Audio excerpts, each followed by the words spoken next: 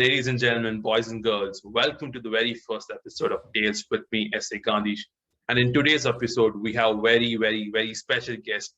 He's a YouTuber, a content creator, and a creative thinker. And he's been in this field of YouTube and making content for more than 5 years. And he's probably has a lot of experience in working out how to get the best content and how to deliver to people. So let me introduce to my very good friend of mine, Rohit. Welcome to the show, Rohit. It's a pleasure having you. Thank you, Gandhish. I mean, this might be the first time you're introducing me so well in front of others. Kind of like an emotional moment for me as well. Yeah, I understand. Probably rain today because I'm being so nice to you. So people should get it. So that was just, he's been my friend for more than 3 years and we've known each other really well. So that's kind of a light moment we always share. We crack jokes about each other and we try to irritate basically. That's what friends are there for. So before we go into this podcast or what we're going to do and discuss on this podcast, I would like to say that I really brought Rohit into this podcast because I did my analysis and research on like people who watch YouTube, the age group or the audience of what YouTube, who people who see YouTube. And I found that the people in the age group of 10 to 22 are mostly interested in YouTube. So I have this notion that if people are really interested in watching videos and getting entertained, probably they'll be more interested in probably even putting content and making videos for people. I don't know. So I thought, but a lot of people won't be able to do that due to many other factors. So basically, Rohit has been doing this YouTube thing, being a content creator in YouTube from his 9th grade onwards, I believe. So he knows a perfect idea on how to balance between the studies and all things as well as YouTube. So over to Rohit to tell us what he feels about YouTube and why he started being a content creator in YouTube and why did he choose YouTube when there were so many other content creating platforms. So Rohit, what do you have to say about that? Okay, so to start off, I would like to say that there wasn't a lot of platforms for me to experiment on. But before that, let me tell you why I became a YouTuber, why I got into YouTube. So initially, I think it was my 9th standard. No, it was my 8th standard. 8th standard, we had this mini drama that was arranged in my class. And during that drama, we were supposed to make a group of 5 or 6. And then we were supposed to come up with a script and then come up with a drama on spot. We had like, I think, 1 or 2 hours to sit and discuss about the scripts and stuff. So we discussed and then we came up with a drama and my class loved it. Okay. So at that point, I realized that I had a love towards drama. And then coming on to 9th standard, we had this one assignment where we had to become an RJ in front of our class. Okay. RJ, radio jockey in front of our class. And that also was a group assignment with 3 or 4 people. So I was the RJ in my group, and then we did this entire radio jockey thing, and people loved that as well. At that point, I realized that I was a good speaker as well. And I was good at speaking and I loved speaking. I loved speaking. I loved being in front of a camera. I loved acting, and obviously I love video editing as well.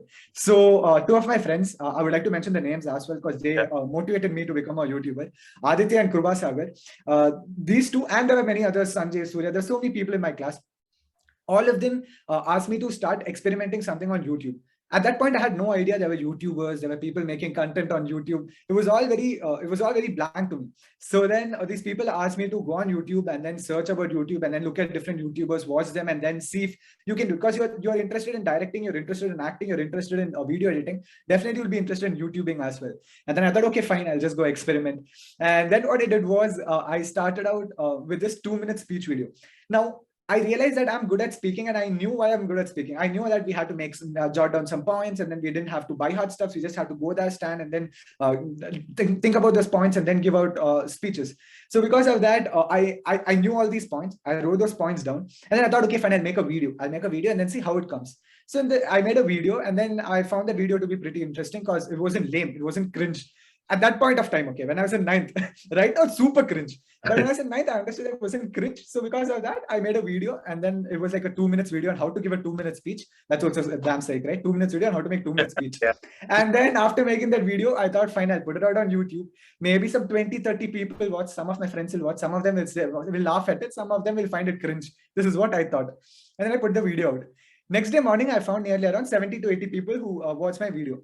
And okay, in my class, there were like around 30, 40 people, and then decent, some 30 or 40 of my relatives would have watched. So I got some 70 to 80 views. And then I went to my friends and I was like, see, I started a YouTube channel. Did you watch my video? It's all trending on YouTube. I got 70 to 80 views and stuff. And that day when I came back from school, I saw that the video got more than 100 views. At that time, I realized that I didn't know more than 100 people in my life. And I got more than 100 and I got more than 100 views means, yeah, people are watching it. Okay, people have actually seen it. Someone other than my friends are watching it. And then days went by, I didn't put out any videos. And then maybe like after 1 or 2 months, not 1 or 2 months, after like 6 or 7 months, when I was in my 10th standard, this 2 minutes video started getting some more views. It got like around, I think 500, 600, 1,000 to 2,000 views. And then I'm like, wow, there's so many other people watching it. And many people commented. Some of them said it's cringe. Some of them said it's amazing. Some of them, I think for some of them, it helped them for their inter-school speaking competition. I have no idea how it helped and all. But then, yeah, it helped them. So because of that, after that came NTSE. And then during my NTSE, what happened was, just after my NTSE, before my NTSE, I went on YouTube and searched for a lot of videos, okay, to actually prepare for NTSE, and I found nothing. And then I thought, okay, fine, this can be my content for the next video because there's nothing on YouTube, and I can probably share my thoughts on how to prepare for NTSE after preparing for NTSE. And I'm extremely smart. I didn't wait for the NTSE results to come out because people start asking on the comments, right, did you pass or not? So just after the NTSE, I made a video about NTSE and how to prepare for NTSE. And then I made like around 7 to 8 videos. And then I put that also out. So that I started out because my friends asked me to, and they believed in me, and I believed in myself. I started it out, and then it worked out for me. So that's why I started with education, because I didn't know anything at that point of time. I knew some stuff, so I wanted to convey that through YouTube. So I made some videos and put it out. This is how I got into the field of YouTube, basically. Okay, like Rohit mentioned, he's really good at drama. He likes acting a lot. That's actually a very true statement, because we have this club in Abhinay in our college. So that's a drama club. And Rohit is actually participated in every event, and he's won in every single event. And right now he's a secretary of the club. So basically he runs the Abhinay club. So he's actually a really good theater artist as such. And like I said, I mean, so basically YouTube, so basically your YouTube journey is all filled with experiences in life, not just you want to make content. This has happened through experience. Like you found out there was no NTSE video, so you made an NTSE video. So you just prepared a 2-minute speech, or you gave the 2-minute speech. So did you have any YouTuber as a person, like, okay, he's making this kind of video, so let me also try to get in that mold of shape, get in that road of things. Did you have initially? Did you have any one of them, or did it change, or did you have anyone in the future as such? So when I started out, like in my 9th and 10th standard, I had no one. Okay, I used to not look up into any YouTubers, nothing. I used to mind my own business, put out videos, look at my friends' reaction, and be happy. But then after putting out some videos, I think after putting out like 3 or 4 videos, probably I think one was NTSE, one was 2-minute speech, and one was some perfect time. I regret putting the perfect timetable video because I myself didn't follow any timetable. I just thought, fine, and then I'm getting a lot of views. I'll make one video and put it out. So after making 3 or 4 such videos, I started watching this YouTuber called Logan Paul. You people know Logan Paul, right? So Logan Paul, and then there's another guy called yeah, exactly. And there's another guy called Mo Vlogs. So Mo Vlogs and Logan Paul actually inspired me to get into vlogging. Okay, I know there are many haters for Mo Vlogs and Logan Paul, but then you have to actually look at how hardworking these people were, because both of them used to put out videos on a very regular basis, and for Logan Paul it was every single day for 365 days. Without skipping a day, he could make some entertainment video and put it out, and people actually found it nice or funny. So that actually inspired me, that someone is ready to work hard for every single day and put out a vlog. Right. So because of that, I realized that fine, maybe I have to try some entertainment videos as such, because I'm good in front of camera. So why don't I use it for some sort of an entertainment video? So because of that, I got into vlogs. Slowly, I got into vlogs. And then that was my inspirational point. I mean, one YouTuber or 2 YouTubers that I've actually watched and then got inspired, that would be Logan Paul and Mo Vlogs. And now it has shifted to Mark Queens and the Food Ranger, David Dobrik. So it keeps shifting. So like, does your YouTube channel have a very specific genre? This is what we're going to cover in your channel, or is it a multitude of all domains that are present in the world, or is this like one particular topic you want to focus on, or like is it something like that? So before, when I started off my channel, you would have observed the pattern that I went with only educational videos initially. And after going with only educational videos, I realized that I get stuck with only educational videos on my channel. So because of that, I said to myself, why not try entertainment? So because I didn't want to get stuck with education alone, because education videos has a extent until which it can get subscribers. And on top of that, I don't want to become a professor on YouTube. That's one of the blunt truths. And so because of that, I jumped to entertainment. And in entertainment, I started with vlogs. I went to challenges. I did pranks. My aim through FrostTube is to make FrostTube an entertainment channel. right? If anyone likes vlogs, they can come and watch vlogs. If anyone, any of them likes challenge videos, let them come and watch challenge videos. If any of them like prank, let them come and watch pranks. So it's a like, as you said, it's a mix of all the genres. It's not just one. So you just want all the age group of people to watch your videos. Basically, like you say, vlogs is basically watched by young people, but mostly by the older generation of people. Older as in like people who are working in that working class of people, put in a better way. And plus pranks and all those skits and all will be watched by young people because they're more into these kind of naughtiness, like pranks and all those stuff. So basically, that was the idea of covering all age group of people in your channel. Is that what you're saying? Yeah, exactly. I wanted to cover all the categories, but then one of the problems were that if you don't focus on one particular category on YouTube does not recommend that category a lot. When they see that you're putting out different contents, they don't know what to recommend. So once you start putting out vlogs consistently for 365 days, they know that you're going to put vlogs the 366th day as well. So because of that, they can recommend those videos to people who watch vlogs. But when you keep changing your genres, this is one problem that can come into YouTube. Right. I mean, YouTube recommendation system is something very, very important. I think it's the main way of making those YouTubers famous with the algorithms as such. So we'll discuss that later in the later stages. But you tell me what's the highest point you've hit in your YouTube journey and what's the lowest point? And how do you react when you hit the highest journey? And what was your thought when you hit the lowest point in your YouTube? Like, was there any lowest point also?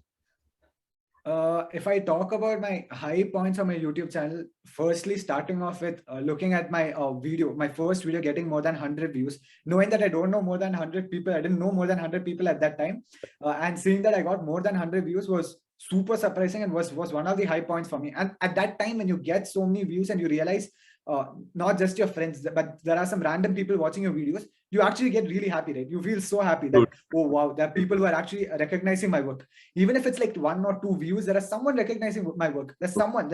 I mean, initially that's what happens. Like YouTubers don't expect for 1 million, 2 million directly. Exactly. Person who you don't know watched your video and come next day he says, Bye, I've watched your video. Bye, I've watched this video. That's exactly happiness for you. That's my next point. The thing was when I was when I was going to one of my coaching institutes in my 10th or 11th standard, on my way, I was riding my scooty, and on my way there was this lady who jumped in front of me. She jumped in front of me and she was like, stop. So initially I got scared. I thought I hit someone or something happened. So then I stopped my scooter, and then when I got down, she was like, oh, you're FrostTube, right? I'm like, FrostTube, do you know me? She was like, yeah, my friends shared one of your videos. I love your content and all of that. And then she left. She just said that and then she left. But then that one conversation impacted me so much because exactly. That's the feeling. You feel like, oh wow, there's someone. I mean, real people are actually watching my videos. Until then, it's just numbers to you. Did you make the decision of not going to coaching center, go back home, shoot one more video? Was that that could have been? Oh yeah, actually. I actually felt to stop it. I actually felt to stop going to coaching studio, go back home and continue only YouTube. But that was not my choice. Yeah. So I couldn't do that. And that was one of the conversation. Again, when I was going for my DL or something, I found one more guy who stopped me and he was like, my friend's friend actually shared a video to me. So that video was yours. I remember seeing your face. So, and then I'm like, oh, okay, thanks. So that was some of my high points. And also the first time my video got monetized. Like initially there was just 10,000 views as the benchmark for getting a channel to be monetized. Right. So when my channel got monetized, I was extremely happy because I got to know that I'm going to earn money out of what to do. I mean, I'm going to earn money out of something that I love to do. All right. So that's a different level of happiness. Like it's just, you can't expect exactly. But then the thing was, I wasn't like extremely happy or anything because I knew that, okay, sometime or the other, I mean, see, first of all, you're going to get how much ever you get, it's going to be like in paisas or in rupees per month, maybe like 20 or 30 rupees in the initial stages. So after like 1 or 2 months, when those people changed the benchmark to 4,000 hours, now 1 or 2 months, I think after 1 year or something, after they changed the benchmark to 4,000 hours of watch time and 1K subscribers, I didn't feel bad because I felt I didn't deserve it. Like, because I don't have a lot of subscribers, I didn't feel that, oh, okay, actually I deserved it and I didn't get it. That's not the point, because I had only 10,000 to 15,000 views. And if I deserved it or not is another issue. But then, yeah, I didn't feel bad because I wasn't expecting my channel to get monetized. I mean, you also put out a video saying if you join YouTube, if you want to become a YouTuber or a content creator, if you think about the money aspect of it, you'll be demotivated. So you just have to do it for the Oh love. yeah, yeah. That's very, very true. Like, did you experience something like that Like, when you went for thinking, okay, I earn money, or was it like you only want to make content, make it engaging, make it entertaining for all the people who was watching your videos? So that was your main motive, right? huh, yeah, exactly. So that's what I actually keep telling in my vlogs as well. One of the things that I tell is, if you're starting out your YouTube channel to earn money out of it, you're not going to survive. You're not going to survive. Probably you might put out 5 or 6 videos. I've seen it. I've seen people doing it and then Yeah, failing. Probably people put out 4 or 5 videos, then they realize that YouTube is extremely hard.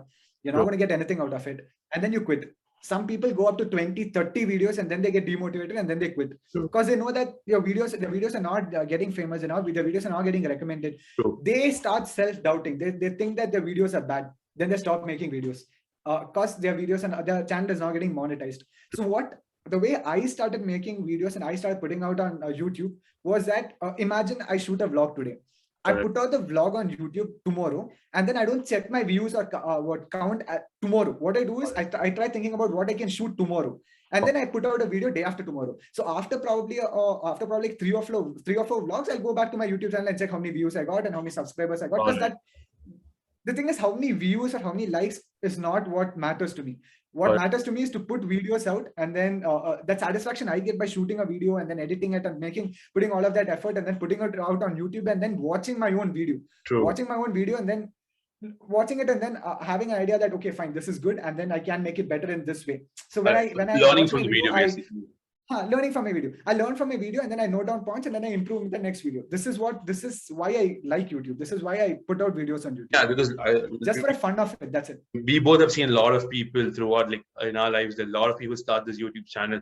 They put this 5 subs, if I get 5 videos, 6 videos. As even a lighter note, even I started YouTube channel in first year because Rohit told me, bro, start a YouTube channel. I started YouTube channel, then I'm like, I got 8 subscribers because that was all fake accounts for mine. YouTube, Rohit's 2 accounts. Then I didn't put any video. Then that account was history. I don't know whether that account exists or not. So it's basically, if you it exists. I checked it. It exists. Oh, it exists. Oh, thank you.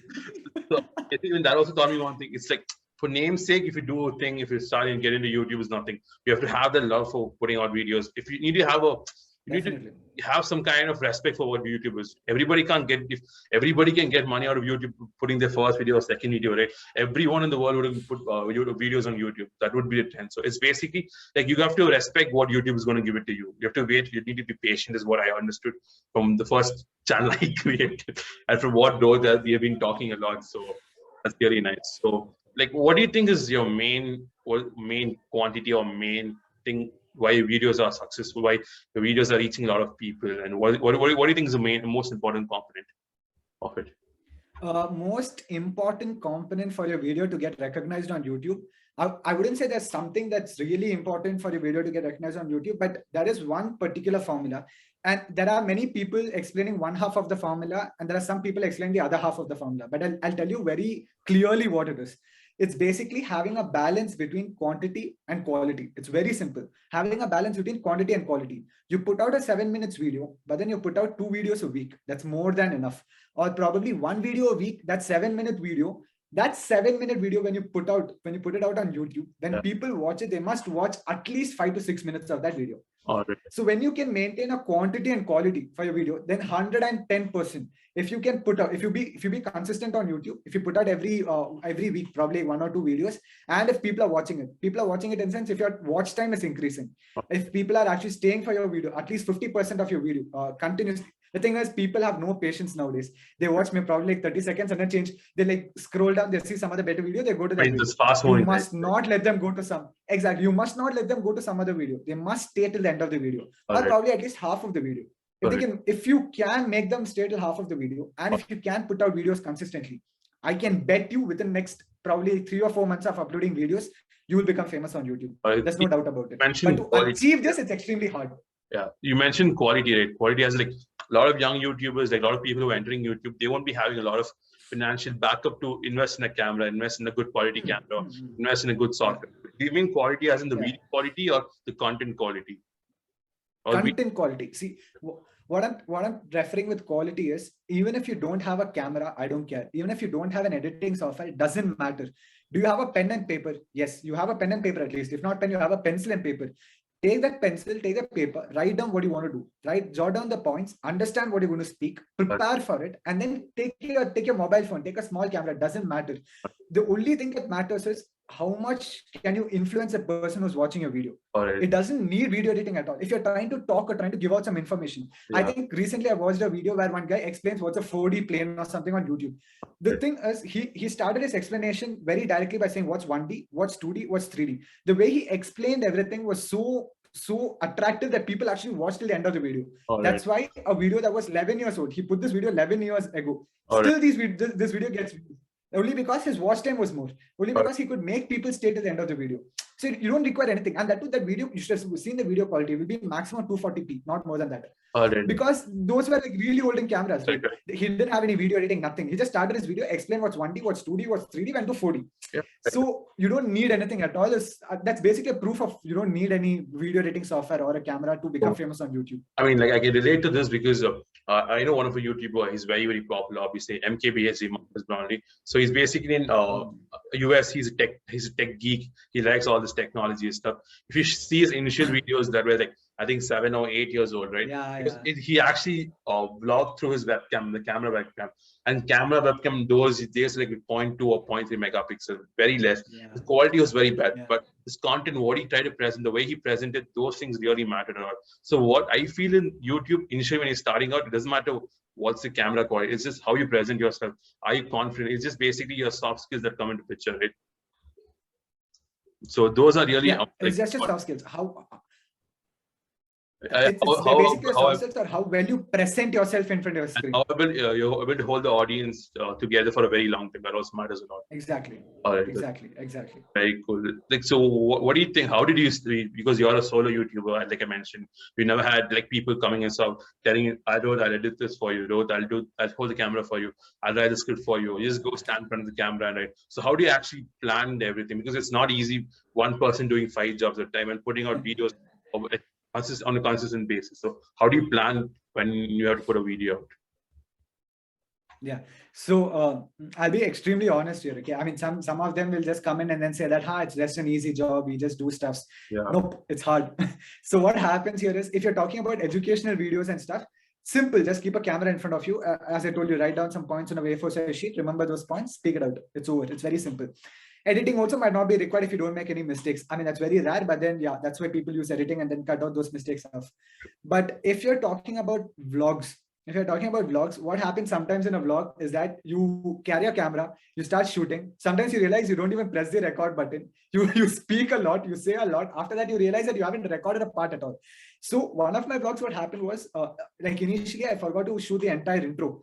And then when it came to, I think, when it came to the afternoon part, I shot the entire afternoon part, evening footage and night footage and stuff. And then I had to put out the video at that day's night. Okay, that day night I had to put out a video. And then while editing the video, I realized that I didn't have the intro itself. And I can't make an intro at night because it should look like it was made in the morning. True. You understood, right? And what happened was, see, I could adjust by putting out some lighting and then showing that it is morning and then shooting out some video and stuff. That would have worked. But the problem was, in that morning footage, in that morning introduction, I'd given a small connection for the next footage. So the next footage had a bit of connection, basically showing some part where I'm standing or something like that. So if I'm standing, I think I was standing in front of my car or something and then talking about my car. So the next footage had something starting off with my car. So I couldn't remove that as well. So there was connection.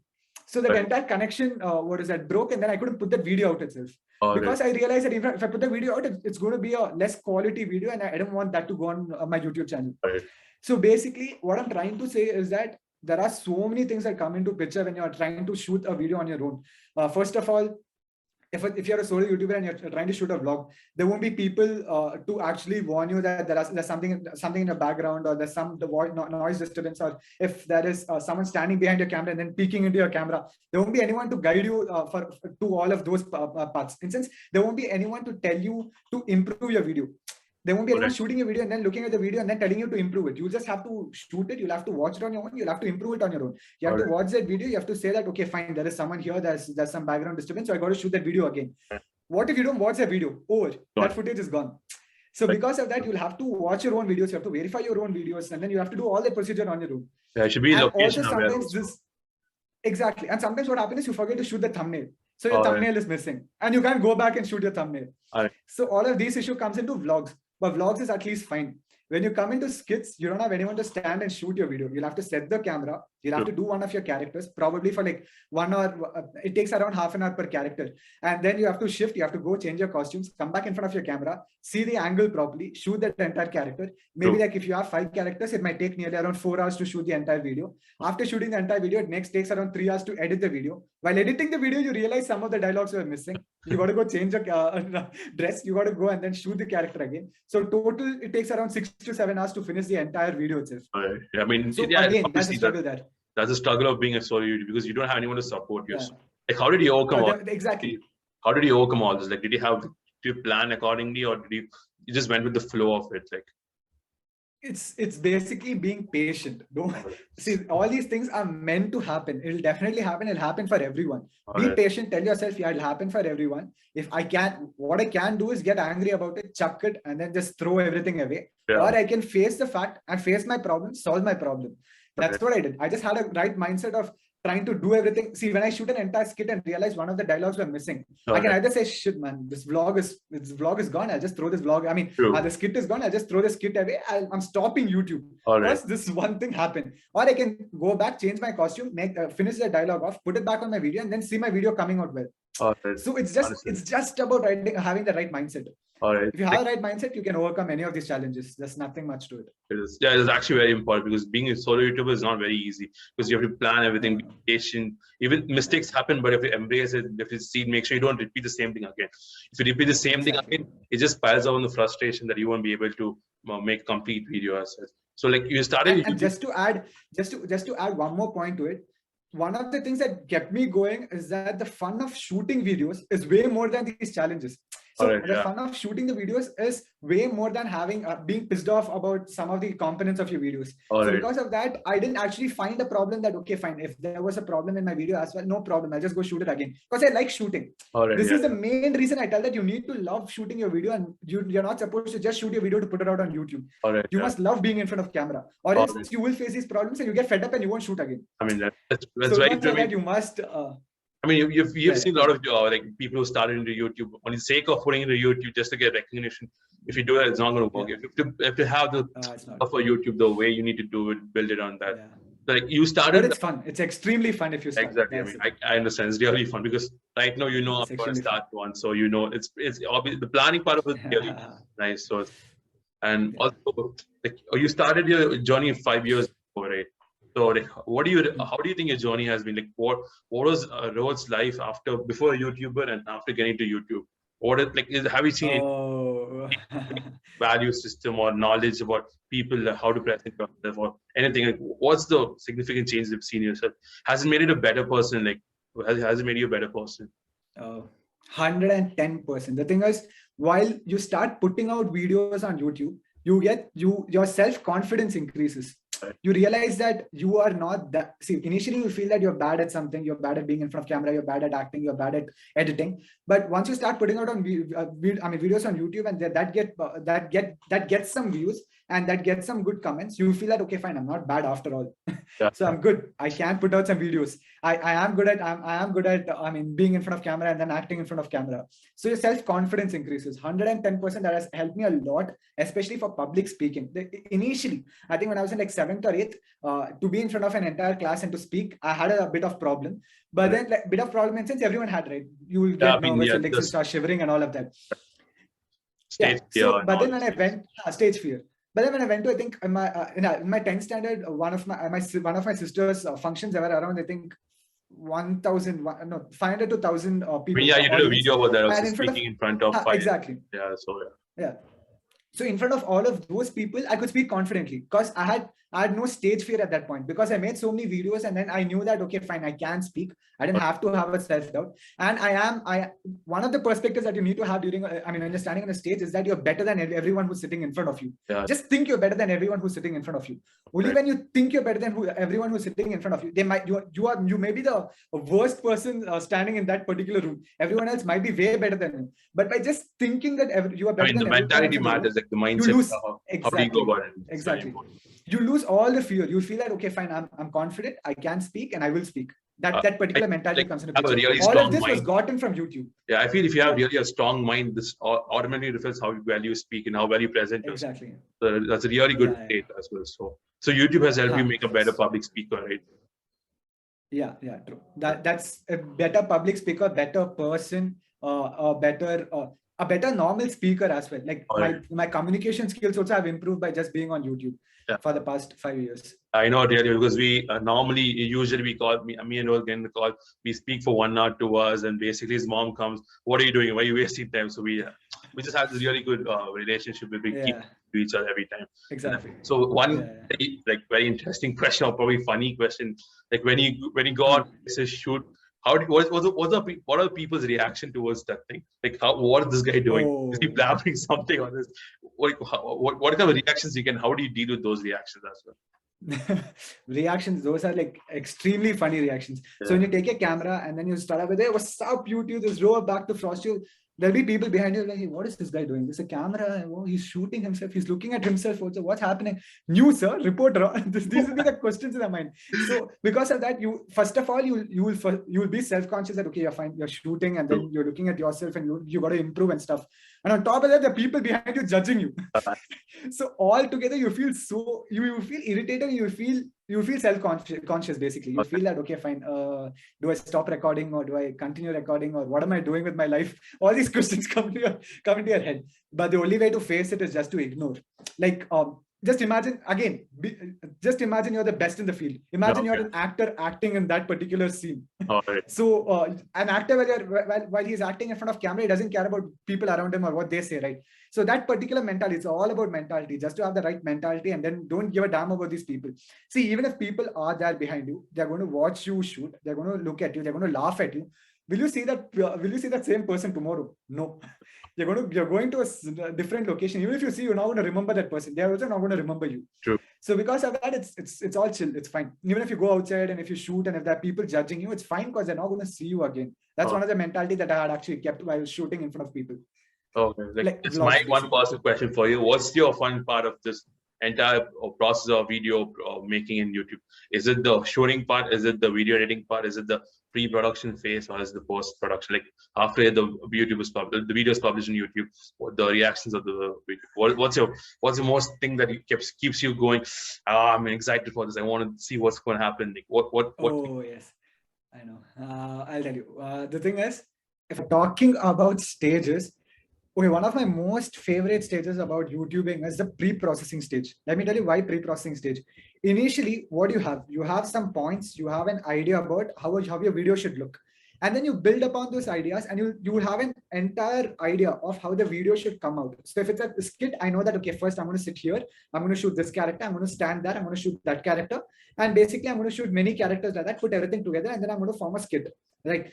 When all of that ideas are there in your mind, you'll be super excited to get those ideas into action and get those ideas into reality.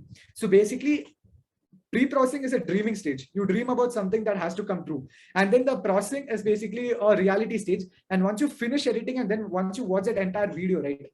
And then realizing that that particular video has come out the same way that you have thought, or probably have not come out the same way that you have thought.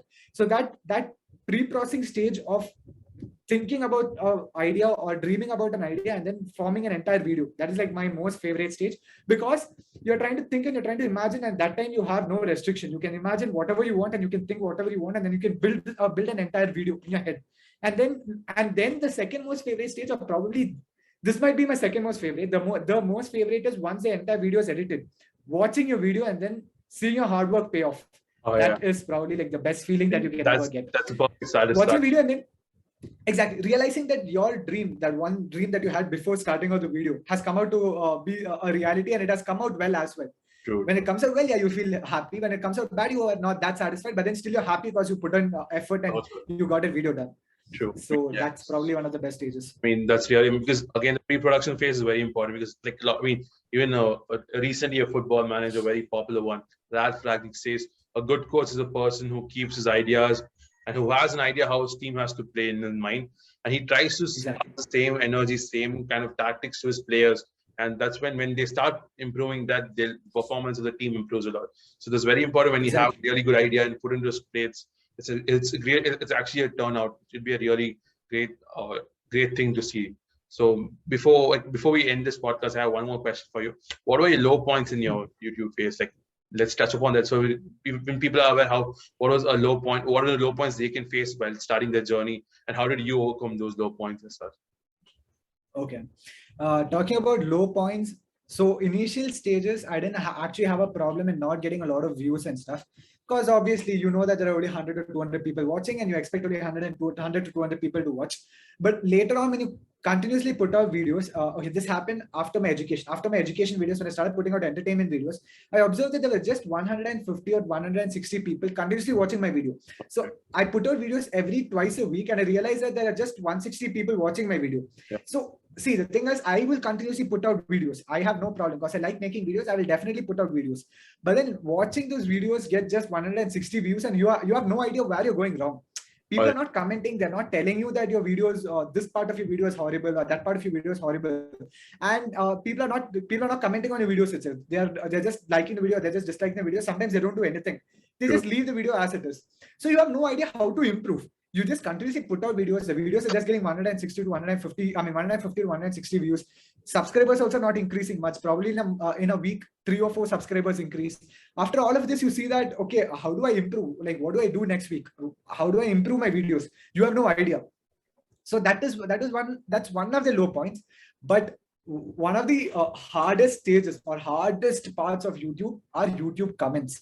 Okay, to all the young creators out there who are watching our podcast, the main reason I could keep making videos is because I ignored all of those hate comments that I got on YouTube. I got a lot. I had like 4 or 5 people who targeted me every single video, and then who used to hate me every time I put out videos on the channel. Like, if you go and watch look at some of my Instagram highlights, I think I've put some of the hate comments. I mean, I remember. But I haven't mentioned the names. I remember one first year engineering, right? Yeah. You posted a video, and someone, I think, just want to pull your leg, so just commented, you think you're a big YouTuber, come to the canteen, we'll see who's a better YouTuber. Oh yes. Oh, I got a threat. Exactly. I got a threat from my own college friends. I don't know if no, I think they are one of my college friends itself, or probably one of my seniors. I'm not sure who it is. So basically, so they told me, shows it to me. Yeah. I'm like, wow, this is not good. Exactly. Like the day, I think one day night, I think at around 9 o'clock or 10 o'clock, right, Gandhi? I sent you that message. Yeah, he sent me this. So the thing is, and I replied, bro, life of creator is not easy. So it was actually, I mean, you never know if the threat is a real threat or a fake one. Because if it's fake, it's fine, okay. Yeah. But if it's a real threat, what's the guarantee? It's fine. Yeah, the real threat is something, because these kind of things really happen a lot. Not only in YouTube, any platform, you start something new, there'll be like, if there are 2 people trying to pull you up from giving you a hand to wake up, there'll be 100 people stop pulling you down. So it's very important you ignore it. Exactly. Like, one of the points that I want to add, what Gandhi told is basically there are people who are always there to pull you down. Okay, let's definitely see, people who watch videos on YouTube are there to discourage you because they can't do anything. They want to discourage people who are doing stuff. That's always there. So what you're trying, I mean, I'm not saying all my viewers are like that. There are some people, maybe like 1 or 2% maximum. There are people like that, and they will come and they will comment on your videos. That definitely happen. But majority of the people who watch your videos are people who like your videos and people who will continuously come back to watch your videos. Think about it. Are you going to stop making videos for just that 1 or 2% who's going to come and hate on your channel, or are you going to continue making videos for that 97% who are actually watching your videos? There are people. This came into, I actually realized this probably like 2 or 3 months back, that there are people who watch my videos who don't actually like the video, or hit the like button in the video, or don't comment on my videos, but continuously come back for my videos. Like, there are some people who, I think one of my mom's friends, son or someone, he comes to me, he's like, I think around 7th or 8th standard, he comes to me and he was like, Anna, why did you upload a video in the last 3 or 4 months? I'm like, dude, who are you? Like, I haven't seen your comment, or I don't even know that you actually watch my videos. He's like, I just watch your videos. I usually don't like like it or I don't comment anything because I don't have an account. But then I continuously keep watching your videos. There are people like that. There are people who support you, but you won't know about them. So just ignore these comments. I mean, it's very hard to ignore the comments, but probably like the tactic that I used was just to probably think of a kid or a baby actually reading those comments to you. What are you going to do? Maximum laugh, right? Nothing more than that. That's it. Just laugh at all of those comments. Read those comments and think, exactly. Think like a first standard or a second standard kid is reading those comments to you. Are you going to take it seriously? No, you're going to laugh at it. I mean, I remember one quote from Sachin Tendulkar. He says, when people throw stones at you, you take those stones and convert them into milestones. That's the same thing you have to do with all these. Exactly. Yeah. There's no, you can't go because you don't know who these people are first place. If you can't go to this place, tell them, no, I'm doing good work. You can't just go convince them. It's very tough to convince people who have. Basically, they don't like your video just to create the hate they come. So you can't really lead those people say you should not do this because they won't understand. They feel just doing random people around, they get happiness. You can't go tell anything. Whatever you tell, they'll never change. It's just basic. You can't. That's one more. That's one more thing, Gandhish. The thing is, when people comment on your videos, right? Only thing they want is your attention. Nothing more than that. They don't care if you actually get hurt or not. They want your attention.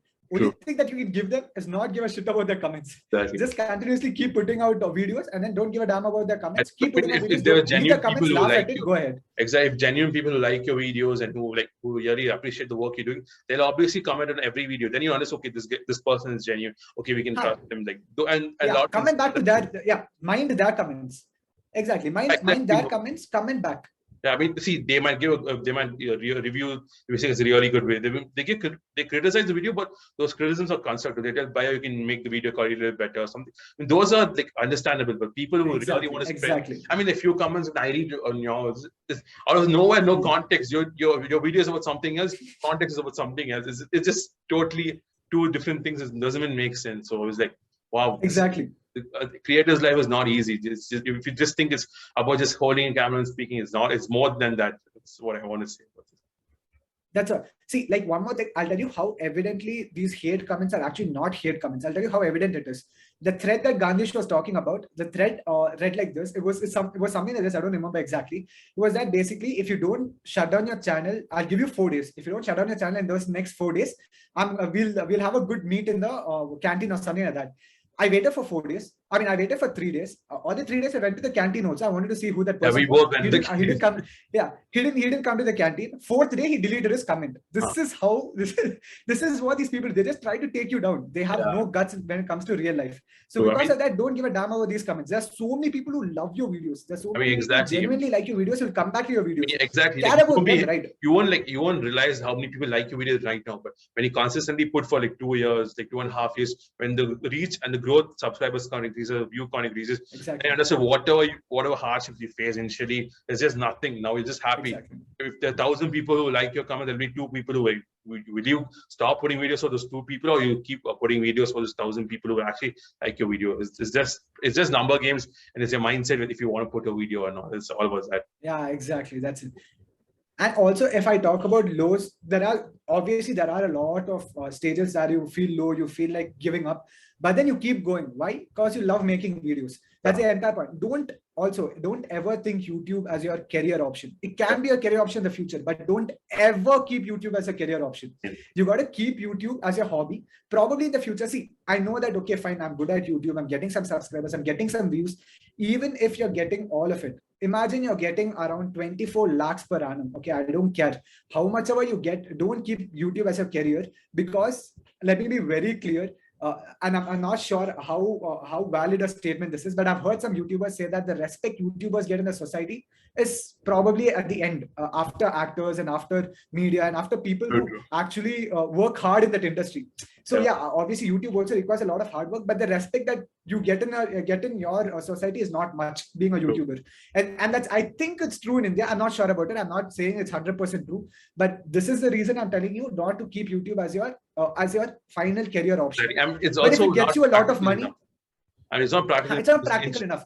And you can't say what happens on YouTube. Unless and until you're committed to put videos on a regular basis every day, and if you're able to get more subscribers, more views, then if you feel, okay, at this point of time, I'm earning this much amount of money. If you look 5 years from now, 6 years from now, if you have planned whether YouTube is enough for you to provide enough money give you financial Yeah, exactly. those perspectives. And as well as, I mean, any creator in the world, any creator requires a basic recognition. And if you try to demoralize them, there's no point in even putting even how much of effort you put is no use. So I'm not talking about recognition in different stages and all, but when you go further in your YouTube career, like when you have a lot of subscribers of say about 1 lakh, 2 lakh, you need a basic recognition. At least people will know, okay, your work is getting appreciated. A lot of people are seeing. So that's very important. So like Rohit said, is really a very valid point. Like, it's not keep it as your main. And also, one of the main points that I wanted to add, Gandish, is that when you come back, when you take YouTube as a career option in the future, right now, I'm telling you people not to aim right now. Probably it can be a career option in the future because you're getting a lot from YouTube. You're happy with it. You're making your videos and you don't give a damn about society. Definitely, who gives a damn about society? But if you're not giving a damn about society, you're getting a lot from YouTube you're getting a lot from YouTube and you're happy making a content. You can take it as a career option, but still there is a risk that a YouTube platform is an online platform and can get shut. YouTube, Google, they are all really famous platforms, but you have no guarantee what can happen in the future. I mean, yeah, there's no guarantee what can happen in the future. Like, you need it's to not have a very secure place. It's all about risk. It's like a stock market. Exactly. One day it's up, one day it's down. It's all about that. So if be very calculative. Yeah. I mean, you need to see other career options. You need to see parallel, see what else can work. Probably start different activities or work. So okay. So Rohit, you end this podcast with one advice to all aspiring young YouTube creators. Then this podcast with them. Okay. One piece of advice or first of all, I'm not a big YouTuber. That big of a YouTuber to give you people actual valid advices. But if I have to actually, if I have to actually tell you people, if I have to actually give you some advice on YouTube, it's basically that there is no winning strategy on YouTube.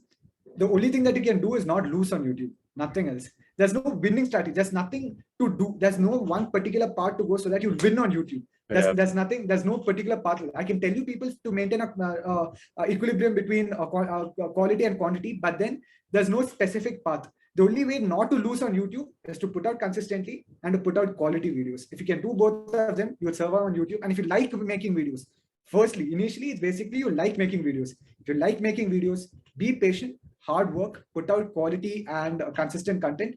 And if you can do that, you'll definitely excel on YouTube. There's no doubt about it. So enjoy, put out videos, and then don't care about the hate comments. That's my only advice to the young people. Thank you so much, Rohit, for doing this podcast. I mean, a lot of people listening to this will obviously be inspired by what he's saying. And a lot of takeaway and a lot of inputs, and they'll apply in their YouTube career. So thanks a lot for doing this. Yeah. I'm being very Thank you so much, Gandish, for actually calling me. I mean, being this small of a YouTuber, calling me to your podcast, that too as your first guest, and then interviewing me, and also this is Gandish's first ever episode on Tales. So go hit that like, share, and subscribe button for him as well. And also, subscribe to Rohit's FrostTube account. It's amazing. The content is really good, I'm telling you. And also, like, I'm the manager of your FrostTube, basically. Managers I do, and there's like few people who I did at times. So those people have to tell, do this, do that. That's it. That's the maximum thing. But as it's amazing our channel. Just go watch. You'll love those videos, the quality content, what Rohit was talking about, everything's present there. And do support him because he's giving a lot of advice to your people. So do support him as well. Yes, thank you so much, Rohit. But anyways, thank you, Gandish. Also, I wish you all the best for all of your further episodes with whoever you get as your guest. And I hope your Tales becomes a mega success. Thank you. Anyways. Thank you for tuning into today's podcast. I hope it was informative and entertaining at the same. Make sure you like, subscribe, and click on the bell button of the YouTube channel so that you're notified with the happenings of the channel. To listen to the audio format of the podcast, follow Tales on Spotify. Make sure you follow the Instagram and the Twitter social handle so that you're up to date with the podcast.